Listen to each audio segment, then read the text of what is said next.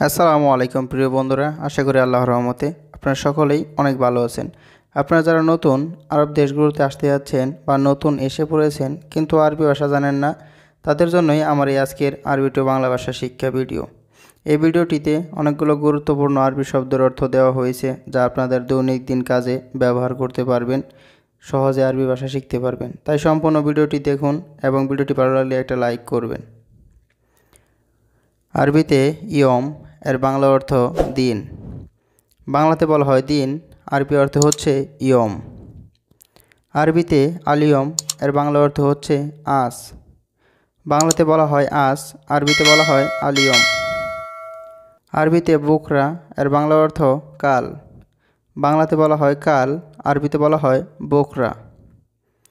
আরবিতে আমস এর বাংলা অর্থ গতকাল। বাংলাতে বলা হয় গতকাল, আরবিতে বলা হয় আমস। আরবিতে উজবু এর বাংলা অর্থ সপ্তাহ। বাংলাতে বলা হয় সপ্তাহ, আরবিতে বলা হয় উজবু। উজবু অর্থ সপ্তাহ। আরবিতে সাহার এর বাংলা অর্থ মাস। বাংলাতে বলা হয় মাস, আরবিতে বলা হয় সাহার। আরবিতে সানা এর বাংলা অর্থ বছর। বাংলাতে বলা হয় বছর, আরবিতে বলা হয় সানা। আরবিতে ওমর এর বাংলা অর্থ বয়স। বাংলাতে বলা হয় বয়স, আরবিতে বলা হয় ওমর। ওমর অর্থ বয়স। আরবিতে ইনসান এর বাংলা অর্থ মানুষ। বাংলাতে বলা হয় মানুষ, আরবিতে বলা হয় ইনসান। আরবিতে নফর এর বাংলা অর্থ লোক। বাংলাতে বলা হয় লোক, আরবিতে বলা হয় নফর। আরবিতে মিসকিন এর বাংলা অর্থ গরিব। গরিবকে বলা হয় মিসকিন। আরবিতে গানি এর বাংলা অর্থ ধনী। আরবিতে আলহিন এর বাংলা অর্থ এখন। বাংলাতে বলা হয় এখন, আরবিতে বলা হয় আলহিন। আরবিতে বাদেন এর বাংলা অর্থ পরে। বাংলাতে বলা হয় পরে, আরবিতে বলা হয় বাদেন। আরবিতে আউয়াল এর বাংলা অর্থ আগে। বাংলাতে বলা হয় আগে, আরবিতে বলা হয় আউয়াল। আরবিতে কিদা এর বাংলা অর্থ এমন।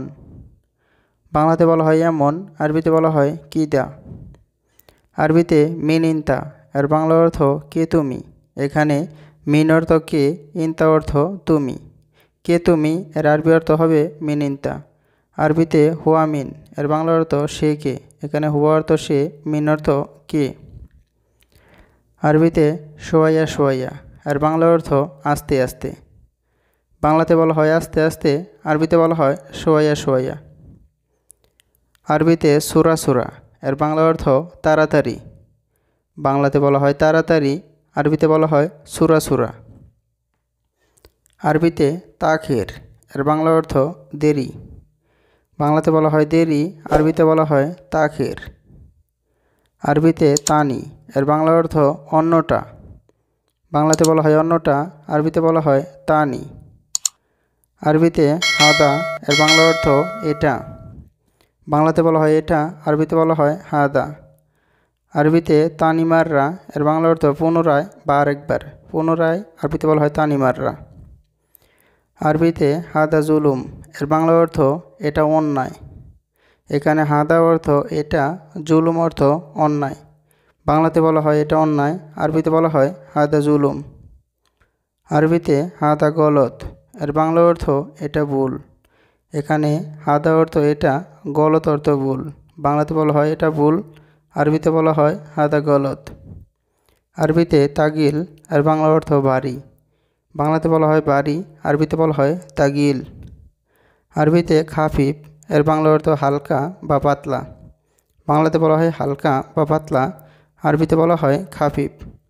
আরবিতে ফোক এর বাংলা অর্থ উপরে। উপরেকে আরবিতে বলা হয় ফোক। আরবিতে তাহাত এর বাংলা অর্থ নিচে। আরবিতে সাক্কার এর বাংলা অর্থ বন্ধ। বাংলাতে বলা হয় বন্ধ, আরবিতে বলা হয় সাক্কার। আরবিতে ইফতা এর বাংলা অর্থ খোলা। বাংলাতে বলা হয় খোলা, আরবিতে বলা হয় ইফতা। আরবিতে সাক্কেল এর বাংলা অর্থ অন করা। কোনো কিছু অন করাকে আরবিতে বলা হয় সাক্কেল। আরবিতে ইয়াবদা এর বাংলা অর্থ শুরু করা। শুরু করাকে আরবিতে বলা হয় ইয়াবদা। ইয়াবদা অর্থ শুরু করা। আরবিতে খালাস এর বাংলা অর্থ শেষ। বাংলাতে বলা হয় শেষ, আরবিতে বলা হয় খালাস। আরবিতে ফি বাগি এর বাংলা অর্থ বাকি আছে। বাকি আছে এর আরবি হবে ফি বাগি। আরবিতে হাদা ফাদি এর বাংলা অর্থ এটা খালি। এখানে হাদা অর্থ এটা, ফাদি অর্থ খালি। বাংলাতে বলা হয় এটা খালি, আরবিতে বলা হয় হাদা ফাদি।